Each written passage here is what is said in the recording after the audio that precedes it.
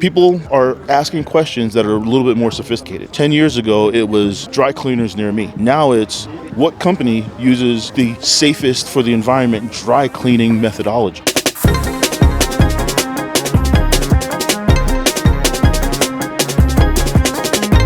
is the Charlotte Business Podcast booth.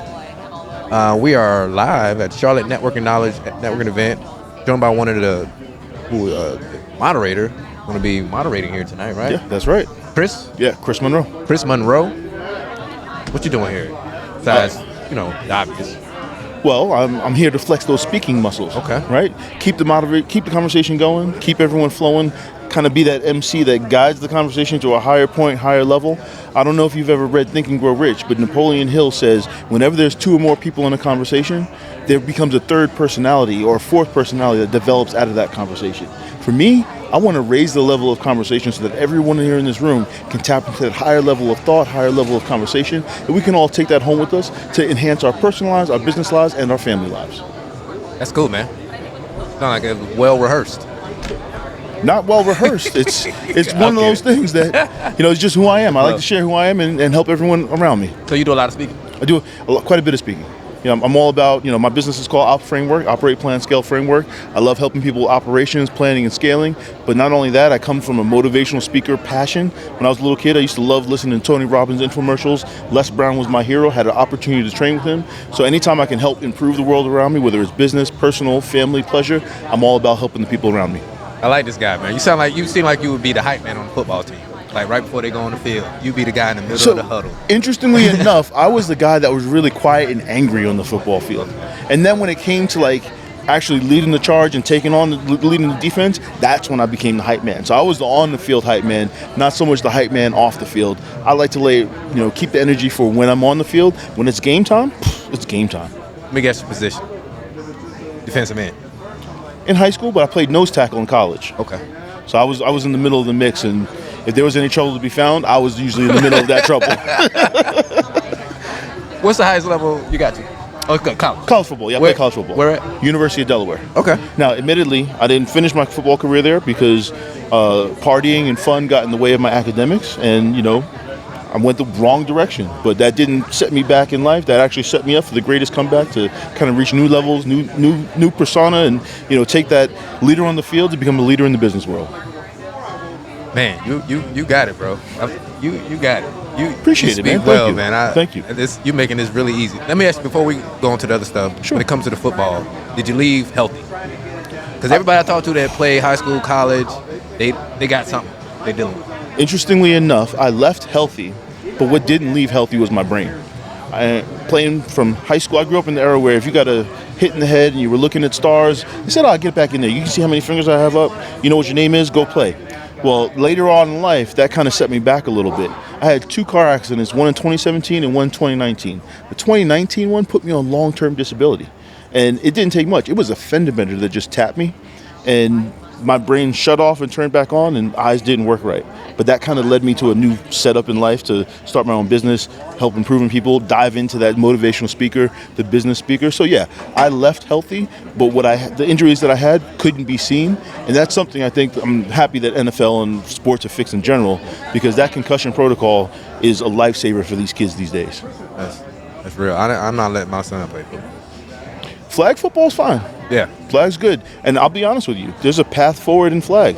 They've got NFL is supporting the flag football league. Olympics and all that stuff? Yeah, all the Olympics. I believe at some point in time in the next 10 years, college football is going to have flag football scholarships available. And it's just something that is a safer way to play, especially if you're a skilled player. Yeah. There's too much money there, opportunity even with flag football. Oh, yeah. For that. Oh, yeah. For them to not explore that. Yeah, flag football is a fast, fun game. Yeah, I remember playing when I was... I'm still high according to you. I did not say that. I just referenced that I think I'm not the giant that you're standing next to. I had the smaller version of me, but that large personality likes to come out. Appreciate that. Tell me about your business, man. Ops Framework? Yeah, Ops Framework. It's Operate, Plan, Scale Framework. So when I was sidelined in 2019, I had to really figure out what can I do well? How can I help improve the world around me? So I sat down, I did a little write-up of everything that I love doing. And I really started to understand, I love how things operate. I like kind of getting into the weeds, figuring out where things are broken, and making them better. I love planning. I use a system that's well known out there. It's called objectives and key results. But I found that that planning phase is good. It gets people aligned, and I'm really good at taking 10 goals, putting them into buckets and helping people operate, figure out where their company should go. And then the scaling phase is the last part, where I call AIM, action plan, implement, and measure. And that's my own take on the OKR structure that really helps companies thrive and grow. When properly implemented, a 500-person company can see employee happiness raise. You can see people want to stay there longer because they feel like they're more important. They know what their role does to help the company get better around them. Okay, so what companies are reaching out to you?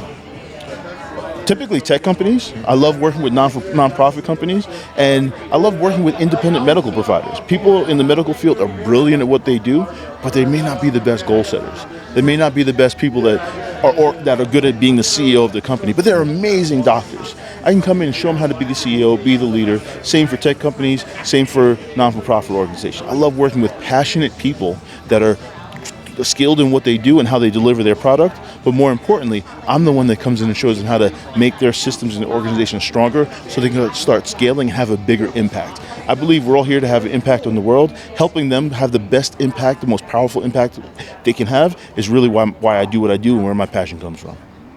Oh, man. Now, I heard you mention a couple different industries. Is there one industry that you do? Tech. Tech. I come from the tech background, so I love SaaS companies. I feel like technology people are the most brilliant people in the world. There's a little bias here, admittedly, but at the same time, we may not be the best operators, we may not be the best technical CEOs and things like that. So working with them to align their goals and that vision with creating a sales team, creating a marketing department, creating processes and putting those processes in place to help their entire company grow, not just deliver a technology solution to one person at a time. Now, with this, does that mean you're finding third-party vendors and bringing those in to help these companies? Or? Oh yeah, certainly. I call it my champion network. I'm looking and developing and have champions out there. I want to have 5 different people in different fields. I consider myself a business coach, more of a fractional CO, depending on what kind of engagement I'm looking for. But I like working with the fractional CROs. I like working with the fractional CFOs. I like to bring other people that have their expertise to be able to drive and create solutions for that company going forward. Marketing folks. I love working with the marketing teams. I love working with the sales guys all across the board. I think when you have a good power team or a champion team around you, you're best set up to serve and help people become more successful, even when it's outside of your skill set. So, you speak well, and for somebody who doesn't speak so well, and doesn't listen well either, could you give me an example of a situation that you brought in to help with, and maybe a solution that you provided for that? Certainly, and I'll actually defer back to a recent goal-setting workshop I did a couple of weeks ago. I was talking to a group of people, amazing group of entrepreneurs, and one person is working a job but looking to start with business, and I could tell when I went through the whole here's how we set up these objectives, here's how we set up these key results, she started to feel a little stressed because she was like, well, I got 10 goals I'm working on, and I said, look, let's take a step back. Let's take a step back. If I can figure out a way to make you feel less stressed about these goals, will you feel better about this call? I said, yeah, sure. If you can do it with a little, tension there. I said, okay, watch this. So we took all of the goals. I said, well, you got 9, 10 goals. I'm hearing 3 different objectives. 1 is to launch your business with confidence. 2 is to create a happy onboarding system for new clinicians. 3 is to have 2 to 3 clients in the first 90 days of your business. All of those goals you said to me fit into one of those 3 buckets. If we can put those in 3 buckets and start creating action plans that help you take a step-by-step iterative process to accomplishing those, you don't have to have all of it done right away, but you break it up into smaller steps. That's when you start reaching those goals, and that's when it feels attainable. How would that feel? And it was like watching the stress on someone's shoulders. You see them go, it literally looked like all of the weights were dropped. She felt clear. She felt like she got value of where she's going to go, and she has a plan forward. Now, whether she works with me or not, I've given her the tools to be more successful in a very iterative, strategic, and possible way. That's dope. Do you use AI a lot in what you do? I love AI. So I don't know if you heard me in the background talking. One of the things that I do with AI is I love leveraging the AI for what it does best. In a clean, quick example, I've got a lead mag that I offer on my website. Create 5 blogs in 2 hours. First step, use Perplexity to go find you ideas by searching the web and creating a list with SEO keyword focused ideas. The second step, use ChatGPT for what it's good for, creating summaries, creating an outline for what you want. And then I go to Claude AI to actually have it write, because in my opinion, that's the best writing AI for code as well as just writing. And then my fourth step is human interaction. AI is going to do 80% of the work. I need to do something, right? So I take that article, I create little stories here and there, I touch things up, I make sure there's no M dashes, that long dash that AI is infamous for adding, and I then feed that back into Perplexity based on the SEO and the keyword research and have it clean it up, make sure the SEO's there, make sure I'm speaking English and it's proofread, but then I also have it reference some of my previous writings and speakings so it sounds like me and thinks like me, so everything is finalized in a format that is produced by originally my thoughts, it aligns with my content and my business, but most importantly, it provides value for what people are actively looking for in the marketplace. That's dope. Now, speaking of SEO, I'm big on blogging over the last few years. Awesome. Back when I had my gym, I remember 2015. That's when I first started blogging for that. It was tremendous as far as getting traffic to the website. I'm big on analytics. Yeah. Do you feel like that's less effective, like SEO? Because when you go to search on Google, it's going to give you an AI response before it serves up articles and blogs. Right. So, do you think it's still important to get that type of content out there?